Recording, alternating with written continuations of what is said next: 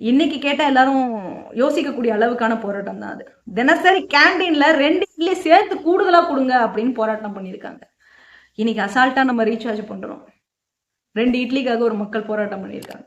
அதன் பிறகு 10 வருஷம் கழிச்சு 1988ல 3வது போராட்டம் நடந்திருக்கு. இந்த 3வது போராட்டம் எதுக்குன்னா, தூரமான இடத்துல இருந்து இங்க வேலைக்கு வர சமயத்துல 1 நிமிஷம் 2 நிமிஷம் லேட் ஆனா கூட ஆப்சென்ட்னு போட்டுடுறாங்க. அப்படி இல்லாம 10 நிமிஷம் கொஞ்சம் லேட் ஆனாலும் பொறுத்து இருந்து அதன் பிறகும் நாங்க வரல அப்படின்னா லேட்டா வந்ததா அப்படின்னு ஆப்ஷன் போட்டுக்கோங்கன்னு சொல்லி போராட்டத்தை முன்னெடுத்திருக்காங்க. ஆனா இந்த போராட்டம் எல்லாம் இவங்களுடைய வேலை நேரம் போக, அதாவது தினசரி இவங்க வேலைக்கு போவாங்கல்ல, அந்த நேரத்தை தாண்டி மீதி இருக்கிற நேரத்துலதான் போராட்டத்தை நடத்தி இருக்கிறாங்க. இதனால கம்பெனிக்கு பெரிய அளவுக்கு நஷ்டம்லாம் கிடையாது. ஏதோ கத்துறாங்க, கத்திக்கிட்டு போகட்டும். ஏதோ கத்துறாங்க, கத்திக்கிட்டு போகட்டும்.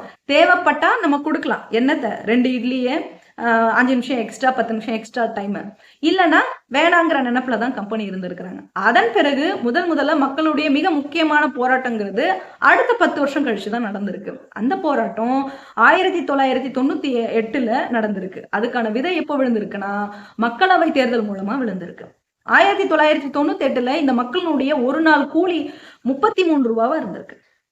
எல்லா தினசரி படிகளும் எல்லாத்தையும் சேர்த்து அவங்களுக்கு ஒரு நாளைக்கு கூலிங்கிறது 56 ரூபாவா இருந்திருக்கு. இந்த கூலியை வச்சுக்கிட்டுதான் அந்த மக்கள் அவங்களுடைய ஒவ்வொரு நாள் வாழ்க்கையும் கடக்க வேண்டிய நிலை இருந்திருக்கு. எவ்வளவு? 56 ரூபாவை. அப்படிப்பட்ட சூழல்ல அந்த ஊருக்கு பிரச்சாரம் செய்யறதுக்காக புதிய தமிழகத்தினுடைய தலைவர் திரு கிருஷ்ணசாமி அவர்கள் அந்த ஊருக்கு வந்து சேர்றார்.